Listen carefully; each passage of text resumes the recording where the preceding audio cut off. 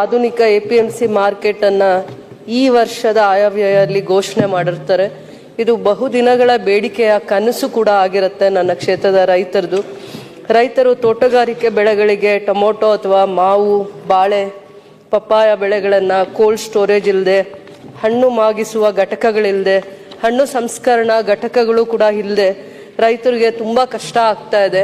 ನಮ್ಮ ಭಾಗದಲ್ಲಿ ಬರ, ನೀರಿಲ್ಲದೆ ನಮ್ಮ ರೈತರು ಭಾಳ ಒಳ್ಳೆ ಬೆಳೆಗಳನ್ನು ಬೆಳೆಯುವಂಥ ಕೃಷಿ, ಪಾರಂಪರಿಕ ಕೃಷಿ ಅವರಲ್ಲಿ ಮೈಗೂಡಿಸ್ಕೊಂಡಿದ್ದಾರೆ.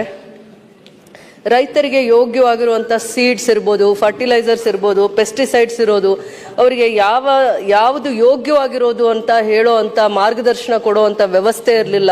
ಅದರಿಂದ ನಾನು ಸರ್ಕಾರಕ್ಕೆ ಹೊಸ ಆಧುನಿಕ ಶೈಲಿಯ APMC ಮಾರ್ಕೆಟನ್ನು ಘೋಷಣೆ ಮಾಡೋದಕ್ಕೆ ಸರ್ಕಾರಕ್ಕೆ ನಾನು ಧನ್ಯವಾದ ಹೇಳ್ತಾ, ಕಡಿಮೆ ಬೆಲೆಯಲ್ಲಿ ಕೃಷಿ ರೈತರಿಗೆ ಉಪಯೋಗ ಆಗುವಂಥ ಯಂತ್ರೋಪಕರಣಗಳ ಸೇವೆಯನ್ನು ಮಾಡಿದ್ದಾರೆ. ರೈತರಿಗೆ ಚಟುವಟಿಕೆಗಳಿಗೆ ಅನುಕೂಲ ಆಗುವಂಗೆ ಅನ್ನದಾತರ ರಕ್ಷಣೆಗೆ ನಿಂತ ಸರ್ಕಾರಕ್ಕೆ ಮತ್ತು ಮುಖ್ಯಮಂತ್ರಿಗಳಿಗೆ ಹೃದಯ ತುಂಬಿ ಧನ್ಯವಾದಗಳನ್ನು ಅರ್ಪಿಸುತ್ತಾ, ನಮ್ಮ ಸರ್ಕಾರ ಭಾರತೀಯ ಮೀಸಲು ಪೊಲೀಸ್ ಸ್ಥಾಪಿಸಲಿಕ್ಕೆ 80 ಕೋಟಿ ಅನುದಾನವನ್ನು ನನ್ನ ಕ್ಷೇತ್ರಕ್ಕೆ ಮೀಸಲಿಡ್ತಾರೆ. ಮಂತ್ರಿಗಳು ನನ್ನ ಕ್ಷೇತ್ರಕ್ಕೆ ಪ್ರವಾಸ ಮಾಡ್ತಾರೆ, ಹೋಮ್ ಮಿನಿಸ್ಟ್ರು.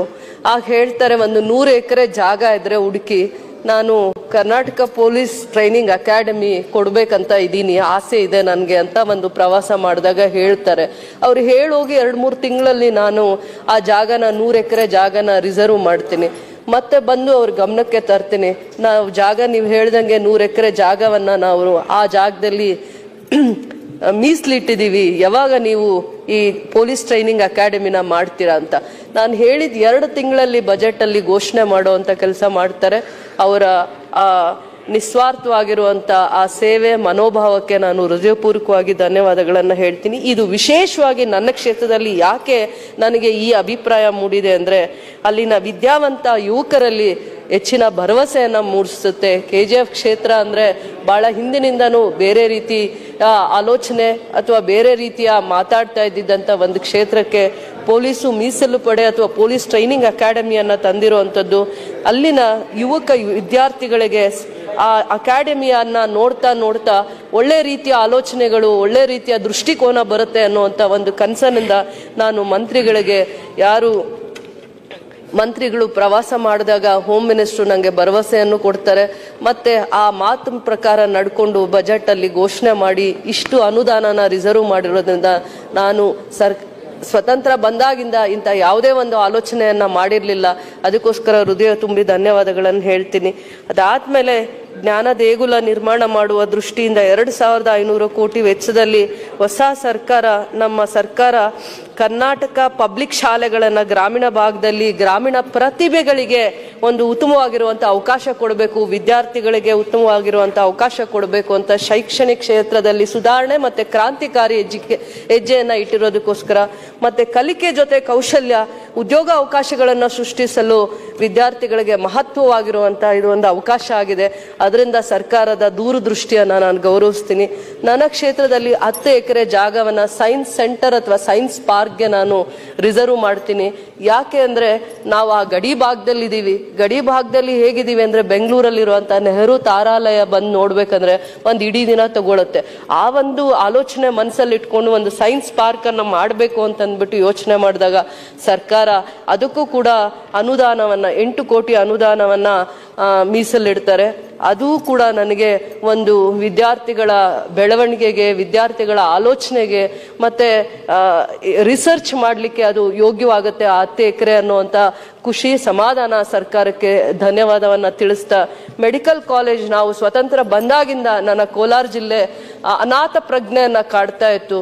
ಮೆಡಿಕಲ್ ಕಾಲೇಜಿನ ಅವಶ್ಯಕತೆ ಏನು ಅಂತಂದ್ಬಿಟ್ಟು ನಮಗೆ ಕೋವಿಡ್ ನಂತರ ದಿನಗಳಲ್ಲಿ ಅಥವಾ ಕೋವಿಡ್ನ ದಿನಗಳಲ್ಲಿ, ಕೋವಿಡ್ ಮೊದಲನೇ ಹಂತ 2ನೇ ಹಂತದಲ್ಲಿ ನಾವು ಅನುಭವಿಸ್ಬೇಕಾಗಿ ಬಂತು. ಸಾವು ನೋವುಗಳ ಒಂದು ಪಾಠ ಆಯಿತು. ಪ್ರತಿ ಕುಟುಂಬನೂ ಒಂದು ನೋವಿನ ಕಥೆಯನ್ನು ಮೈಗೂಡಿಸ್ಕೊಂಡಿತ್ತು. ಅಂದರೆ ಪ್ರತಿಯೊಂದು ಕುಟುಂಬದಲ್ಲೂ ಒಂದು ಕಹಿ ನೆನಪು, ನೋವಿನ ಅನುಭವಗಳೇ ನಮ್ಮ ಮನಸ್ಸಲ್ಲಿ ಉಳಿದೋಗಿತ್ತು. ಅಂತ ಬಾಧಿತರ ಕುಟುಂಬಗಳಿಗೆ ಆರ್ಥಿಕ ಸಮಸ್ಯೆಗಳಿಂದ ಬಳಲ್ತಾ ಇದ್ದ ನಮಗೆ ಕೋವಿಡ್ ಸಂದರ್ಭದಲ್ಲಿ ನಮ್ಮ ಕುಟುಂಬದಲ್ಲಿ ಯಾರೋ ಒಬ್ಬರನ್ನ ಕಳ್ಕೊಳ್ಳೋವಾಗ ನಮಗೆ ಬಹಳ ನೋವಾಯಿತು. ಇದೇ ಕಾರಣದಿಂದ ದುಡ್ಡಿಲ್ಲದೆ ಇದ್ದಿದ್ರಿಂದ ಒಬ್ಬ ಕಾರ್ಮಿಕ, ದುಡ್ಡಿಲ್ಲದೆ ಇರೋದ್ರಿಂದ ಒಬ್ಬ ರೈತ, ತಂದೆ ತಾಯಿ ಮಕ್ಕಳನ್ನ ಕಳ್ಕೊಳ್ಳುವಂಥ ಸಂದರ್ಭದಲ್ಲಿ ತುಂಬ ನೋವನ್ನು ಅನುಭವಿಸಿದ್ವಿ. ಆ ನರಕದಿಂದ ಆಚೆ ಬರಲಿಕ್ಕೆ ಒಂದು ಚಿಕ್ಕ ಬೆಳಕನ್ನು, ಒಂದು ಚಿಕ್ಕ ಆಶಾಭಾವನೆಯನ್ನು ಮೂಡಿಸುವಂಥ ರೀತಿಯಲ್ಲಿ ಅವರು ನಮ್ಮ ಜಾಗದಲ್ಲಿ ಅಂದರೆ ನಮ್ಮ ಜಿಲ್ಲೆಯಲ್ಲಿ ಒಂದು ವೈದ್ಯಕೀಯ ಕಾಲೇಜನ್ನು ಮಾಡ್ತೀವಿ PPP ಮಾಡೆಲಲ್ಲಿ ಅನ್ನುವಂಥ ಭರವಸೆ ಕೊಟ್ಟಿರೋದು ಖಂಡಿತವಾಗೂ ನಾನು ಅದನ್ನು ಆನಂದದಿಂದ ಈ ಭರವಸೆಯನ್ನು ಮತ್ತೆ ಅದು ಆಯವ್ಯಯಲ್ಲಿ ಘೋಷಣೆ ಮಾಡಿರುವಂಥದ್ದು ಸಾರ್ವಜನಿಕವಾಗಿ ಇದೊಂದು ನನ್ನ ಇಡೀ ಜಿಲ್ಲೆಗೆ ವರದಾನ ಅಂತ ನಾನು ಅದನ್ನು ಸರ್ಕಾರನ ಆರಾಧಿಸ್ತೀನಿ. ಎಲ್ಲ ಇರುತ್ತೆ, ಒಬ್ಬ ಆರೋಗ್ಯ ಇದ್ರೆ ಅವನು ದುಡಿದು ತನ್ನ ಕುಟುಂಬನ ಕಾಪಾಡ್ಕೊಂತಾನೆ. ಆರೋಗ್ಯನೇ ಕೈ ಕೊಟ್ರೆ ಅವನು ತನ್ನ ಕುಟುಂಬಕ್ಕೆ ಹೊರೆಯಾಗಿ ನಿಲ್ತಾನೆ. ಸರ್ಕಾರದ ಸವಲತ್ತು ಇಲ್ಲದೆ ಇರುವಂಥ ಜಾಗದಲ್ಲಿ ಒಬ್ಬ ಬಡವ ರೈತ ಕಾರ್ಮಿಕ ಬದುಕೋದಕ್ಕೆ ತುಂಬ ಕಷ್ಟ ಆಗುತ್ತೆ. ಇದು ಸರ್ಕಾರದ ಒಂದು ಉದ್ದೇಶನ ನಾನು ಗೌರವಿಸ್ತೀನಿ ಅಂತ ಹೇಳ್ತಾ, ಇನ್ನು ಎರಡೇ ನಿಮಿಷ ಗೃಹಲಕ್ಷ್ಮಿ ಯೋಜನೆ ಬಗ್ಗೆ ನಾನು ಏನು ಮಾತಾಡಿದ್ರು ಕೂಡ ಸರ್ಕಾರದ ಪರವಾಗಿ ಸಮರ್ಥನೆ ಮಾಡ್ಕೋತೀನಿ ಅಂತ ಅನ್ಕೊಂತಾರೆ. ಆದರೆ ಗೃಹಲಕ್ಷ್ಮಿ ಯೋಜನೆ ಉತ್ತಮವಾಗಿರುವಂಥ ಯೋಜನೆ, ಭರವಸೆಯ ಯೋಜನೆ, ಕಾಯಕವನ್ನೇ ನಂಬಿ ತಮ್ಮ ಕುಟುಂಬಗಳನ್ನು ಪೋಷಣೆ ಮಾಡ್ತಾ ಇರುವಂಥ ಎಷ್ಟೋ ತಾಯಂದರಿಗೆ, ಸಹನೆಯಿಂದ ನಡ್ಕೊಳ್ಳುವಂಥ ತಾಯಂದರಿಗೆ ಗೌರವ ಕೊಟ್ಟಿದೆ ನಮ್ಮ ಸರ್ಕಾರ ಅಂತ ಭಾವಿಸ್ತೀನಿ. ಕತ್ತಲೆಯನ್ನು ನುಂಗಿ ದೀಪ ಬೆಳಕಿನ ಕಡೆ ಬೆಳಕನ್ನು ತೋರಿಸುವಾಗೆ ಈ ಸದನ ಅನುಭವದ ದೇಗುಲ. ಇಲ್ಲಿ ಒಬ್ಬ ತಾಯಿಗೆ ಸಿಕ್ಕ ಗೌರವ ಅಂತ ನಾನು ಆರಾಧಿಸ್ತೀನಿ ಅಂತ ಹೇಳ್ತಾ, ಯಾರು ಆದಾಯ ತೆರಿಗೆಗೆ ಒಳಪಡಲ್ಲ, ಆದಾಯ ತೆರಿಗೆಯನ್ನು ಭರಿಸಲ್ಲ, ಆದಾಯ ತೆರಿಗೆ ಕಟ್ಟೋರ್ನ ಹೊರತುಪಡಿಸಿ ಎಲ್ಲ ಧರ್ಮದ ತಾಯಂದ್ರಿಗೆ ಈ ಗೃಹಲಕ್ಷ್ಮಿ ಯೋಜನೆ ಲಾಭ ಪಡೀತಾ ಇದ್ದಾರೆ. ಗೃಹಲಕ್ಷ್ಮಿ ಯೋಜನೆ ಕಷ್ಟಗಳನ್ನು ಸಹನೆಯಿಂದ ನುಂಗುವ ಎಷ್ಟೋ ನನ್ನ ಕ್ಷೇತ್ರದ 45,000 ತಾಯಂದಿರನ್ನ ರಕ್ಷಣೆ ಮಾಡ್ತಾ ಇದೆ. ಪ್ರತಿ ತಿಂಗಳು 9 ಕೋಟಿ ಅಷ್ಟು ಅನುದಾನ ಅಂದರೆ 9 ಕೋಟಿಯಷ್ಟು DPT ಪ್ರತಿಯೊಂದು ಹೆಣ್ಮಗುವಿನ ಅಕೌಂಟ್ಗೆ ಹಾಕ್ತಾ ಇರುವಂಥದ್ದು, ಇಷ್ಟು ನೇರವಾಗಿ ಪಾರದರ್ಶಕವಾಗಿ ಪ್ರತಿಯೊಂದು ಕುಟುಂಬದ ತಾಯಿಯನ್ನು ಪೋಷಣೆ ಮಾಡ್ತಾ ಇರುವಂಥದಕ್ಕೆ ಸರ್ಕಾರಕ್ಕೆ ನಾವು ಯಾವ ರೀತಿ ಧನ್ಯವಾದ ಹೇಳಬೇಕು ಅಂತ ಗೊತ್ತಾಗ್ತಾ ಇಲ್ಲ. ಮರ್ಯಾದೆಗೆ ಅಂಜುವಂಥ ಹೆಣ್ಮಕ್ಳು, ತಂದೆ ತಾಯಿ ಅಣ್ಣ ತಮ್ಮಂದರಿಗೆ ಗೌರವ ಕೊಟ್ಟು ಕಷ್ಟಗಳನ್ನು ಸಹನೆಯಿಂದ ನುಂಗುವಂಥ ಸಹನಾ ದೇವತೆಗೆ ಸರ್ಕಾರ ಕೊಟ್ಟ ಗೌರವ ಅಂತ ಹೇಳ್ತಾ, ಆರ್ಥಿಕ ಸಮಸ್ಯೆಗಳಲ್ಲಿ ಯಾರೆಲ್ಲ ಕಷ್ಟಗಳನ್ನು ಅನುಭವಿಸ್ತಾ ಇರ್ತಾರೆ, ಆದರೆ ಹೆಣ್ಮಗು ಮಾತ್ರ ಸ್ವಾಭಿಮಾನದಿಂದ ತನ್ನ ಸಮಸ್ಯೆಗಳನ್ನು ಪಕ್ಕದ ಮನೆಯವರು ಕೂಡ ಹೇಳ್ಕೊಳ್ಳಲ್ಲ. ಅಷ್ಟು ಸ್ವಾಭಿಮಾನ, ಗಂಡನ ಗೌರವ ಕಳೆದೋಗುತ್ತೇನೋ, ತಂದೆ ತಾಯಿ ಗೌರವ ಕಳೆಯುತ್ತೇನೋ ಅಂತ ತಾನು ನುಂಗ್ಕೊಂಡು ತನ್ನ ಕುಟುಂಬನ ಯಾವ ರೀತಿ ಕಾಪಾಡ್ಕೋಬೇಕು ಅಂತ ದೂರದೃಷ್ಟಿಯಿಂದ ಯೋಚನೆ ಮಾಡುವಂಥ ಹೆಣ್ಮಕ್ಳು ಮನೆ ಕೆಲಸ ಮಾಡ್ಬೋದು, ಅಂತ ಹೆಣ್ಮಕ್ಳು ಸಣ್ಣ ಸಣ್ಣ ವ್ಯಾಪಾರ ಮಾಡ್ಬೋದು, ಹೂ ಕಟ್ಬೋದು, ತರಕಾರಿ ಹಣ್ಣು ವ್ಯಾಪಾರ ಮಾಡ್ಬೋದು. ಸಂಧ್ಯಾ ಕಾಲದಲ್ಲಿರುವಂಥ ಆ ಹೆಣ್ಮಕ್ಳಿಗೆ ಆರೋಗ್ಯಕ್ಕಾಗಿ ರಕ್ಷಣೆ ಕೊಡುವಂಥ ಒಂದು ದೂರದೃಷ್ಟಿ. ಏನೇ ಕೆಲಸ ಮಾಡಲಿ, ಆಶಾ ಕಾರ್ಯಕರ್ತರಾಗಿರ್ಬೋದು, ಅಂಗನವಾಡಿ ಶಿಕ್ಷಕಿಯರು ಸಹಾಯಕರಾಗಿರ್ಬೋದು, ಆಸ್ಪತ್ರೆಯಲ್ಲಿ ಸೇವೆ ಮಾಡುವಂಥ ದಾದಿಯರಾಗಿರ್ಬೋದು, ಪೌರ ಕಾರ್ಮಿಕ ತಾಯಂದ್ರಾಗಿರ್ಬೋದು, ಕೃಷಿ ಕಾರ್ಮಿಕ ಹೆಣ್ಮಕ್ಳಿರ್ಬೋದು, ಹಸು ಕುರಿ ಎಮ್ಮೆಯನ್ನು ಸಾಕಿ ಜೀವನ ಮಾಡುವಂಥ ತಾಯಂದ್ರಾಗಿರ್ಬೋದು, ಅವರ ನೆರವಿಗೆ ತಾಯಂದ್ರ ನೆರವಿಗೆ ಈ ಯೋಜನೆ ಫಲದಾಯಕವಾಗಿದೆ.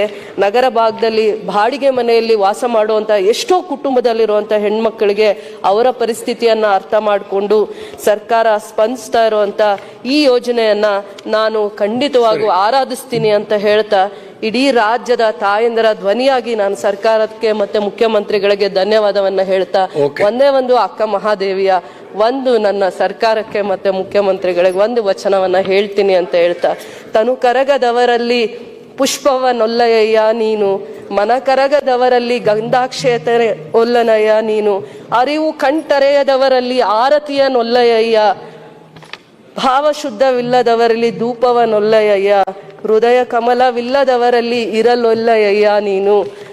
ನಮ್ಮಲ್ಲಿ ಏನು ಗೌರವನ ತೋರಿಸಿ ಇಷ್ಟು ಗೌರವನ ಕೊಟ್ಟಿದ್ದೀರಾ ಅಂತಂದ್ಬಿಟ್ಟು ನಾನು ಮುಖ್ಯಮಂತ್ರಿಗಳಿಗೆ ಆ ವಚನವನ್ನ ದೇವರಿಗೆ ಮತ್ತೆ ಭಕ್ತಿಯಿಂದ ಮುಖ್ಯಮಂತ್ರಿಗಳಿಗೆ ಆ ವಚನವನ್ನ ಅರ್ಪಿಸ್ಲಿಕ್ಕೆ ಇಷ್ಟಪಡ್ತೀನಿ. ಅವಕಾಶಕ್ಕಾಗಿ ಧನ್ಯವಾದಗಳು.